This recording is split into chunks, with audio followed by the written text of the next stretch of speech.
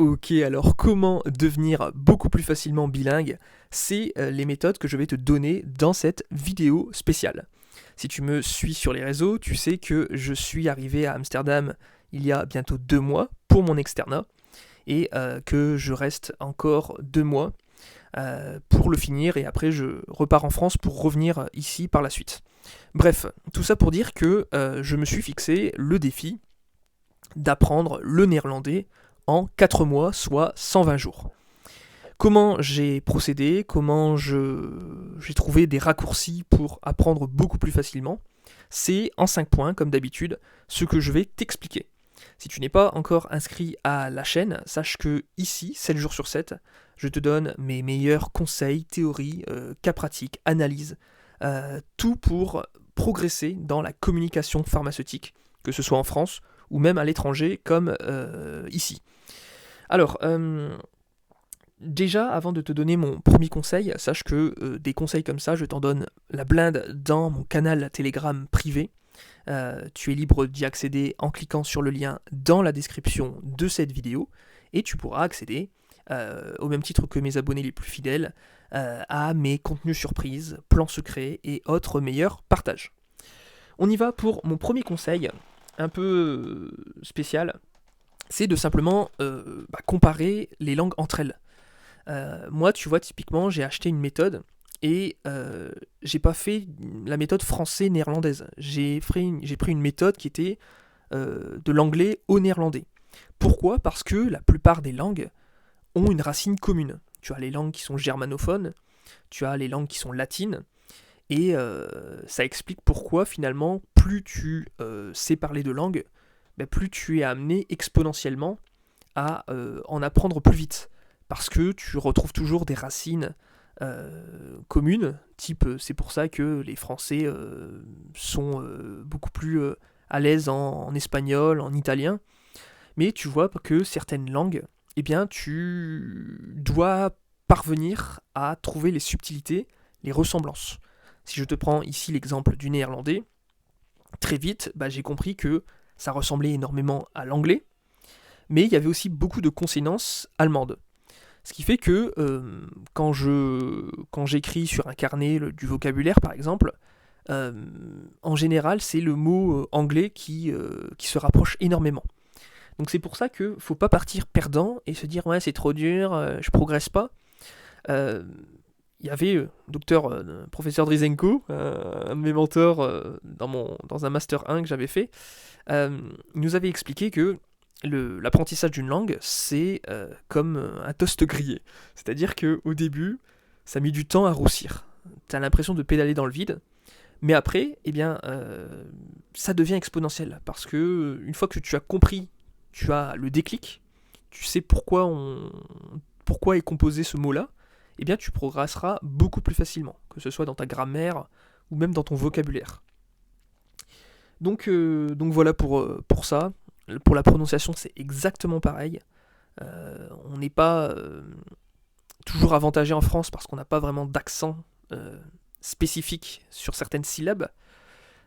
Mais c'est vraiment une attitude à prendre, de l'observation et puis de la pratique. Voilà pour ce premier conseil, ne pas être perdant. Ne pas partir perdant et simplement se dire qu'il y a toujours une bouée de secours, une langue qui est similaire, un mot qui ressemble, que ce soit le français ou l'anglais. Voilà pour ça. Deuxième conseil, c'est de te focaliser sur le vocabulaire. Je sais que ça plairait pas du tout aux profs de langue étrangère en France, mais en fait on s'en cale de la grammaire. L'essentiel c'est de te faire comprendre, c'est à ça que sert une langue.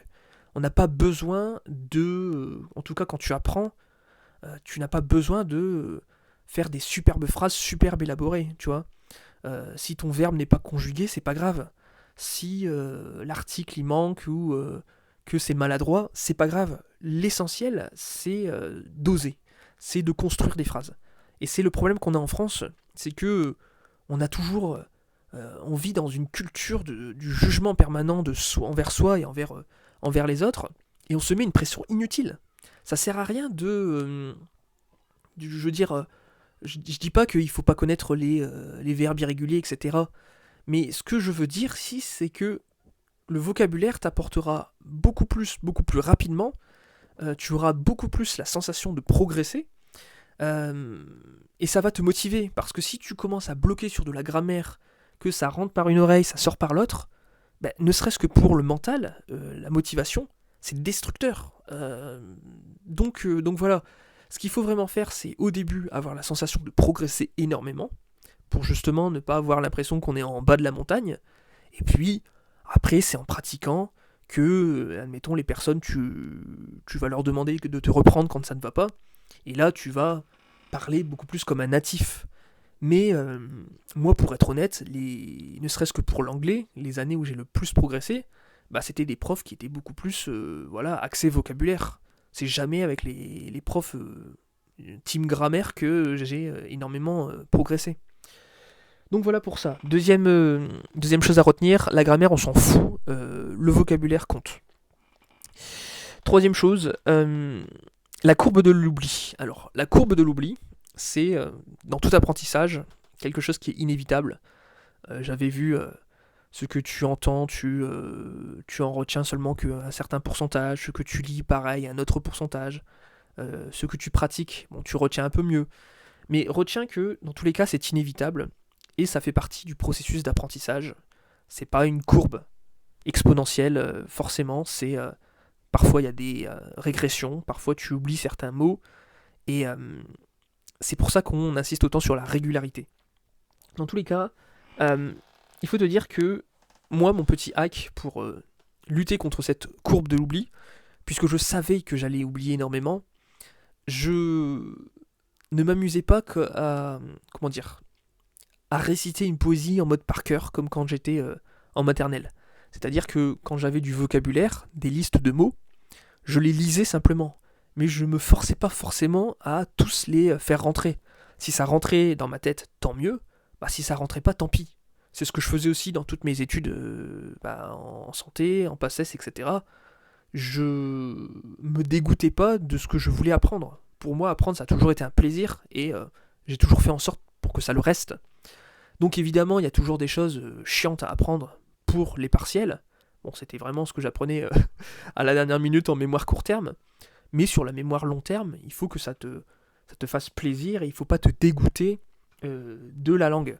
Donc simplement, plutôt que de passer un temps fou à faire rentrer un mot, bah, lisant une dizaine, et quitte à y revenir dessus 10 jours plus tard, une semaine après, c'est beaucoup plus efficace, parce que tu as lu beaucoup plus de mots, et que tu as aussi, comment dire, beaucoup plus de manières de comparer. Euh, Si tu apprends des mots de la même famille, bon bah déjà le mot va se répéter, simplement par la lecture, tu vois. Voilà pour ça, pour cette fameuse courbe de l'oubli, elle est inévitable. Alors justement, va vite, sois agile, sois souple, sois pas rigide. Euh, Quatrième chose, la pratique prime surtout. Je sais que on est très théorique en France, on est étape 1, tu fais ceci, étape 2, tu fais cela. Il faut savoir, voilà, à un moment donné, se jeter dans le vide et parler. Essayer de créer des phrases comme ça, très simples.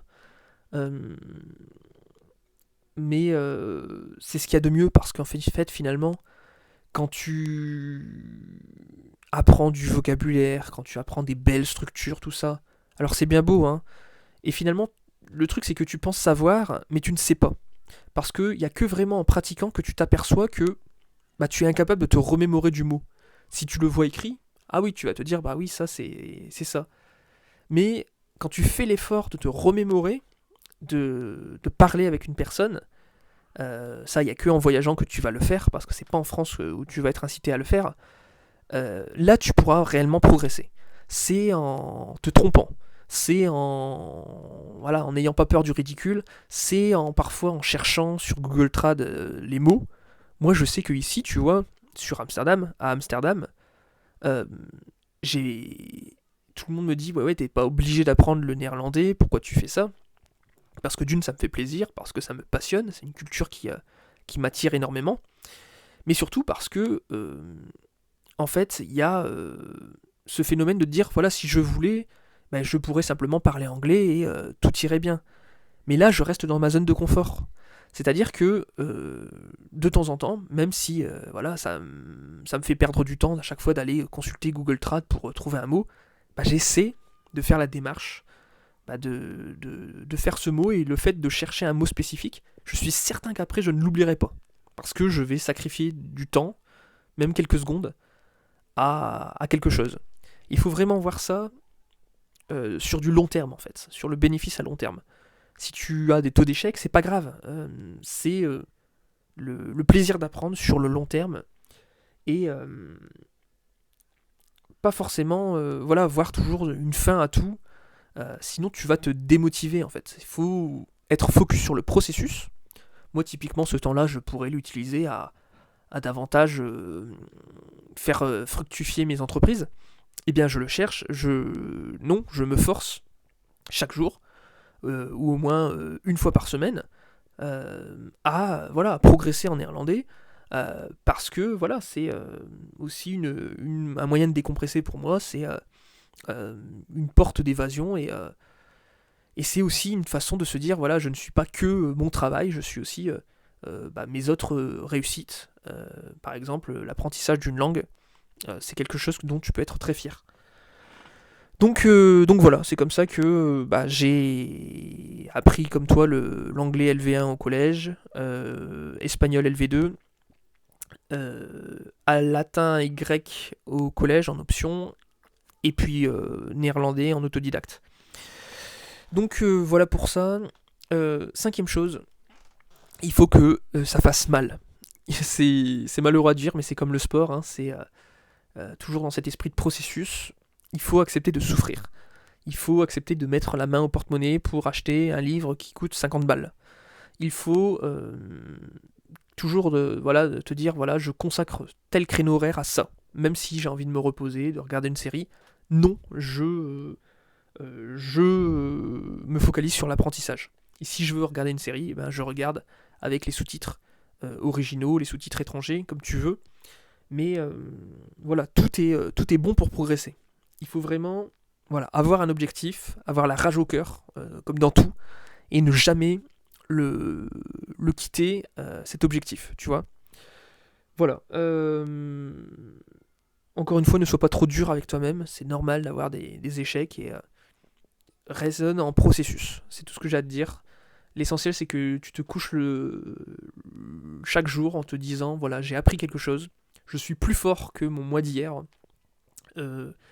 et je peux me coucher avec la gratitude d'avoir accompli, même si c'est un petit truc, hein, et j'ai pu accomplir ce truc, cette chose. Voilà, j'espère que ça t'a plu, j'espère que tu as aimé ce format. Si c'est le cas, n'hésite pas à me l'indiquer dans les commentaires. Tu es libre de me proposer d'autres sujets voisins. Et puis on se retrouve très bientôt dans notre prochain live Smart Learn, ou tout de suite dans mon canal privé Telegram. Allez, je te dis une très bonne journée, prends soin de toi et salut, ciao ciao.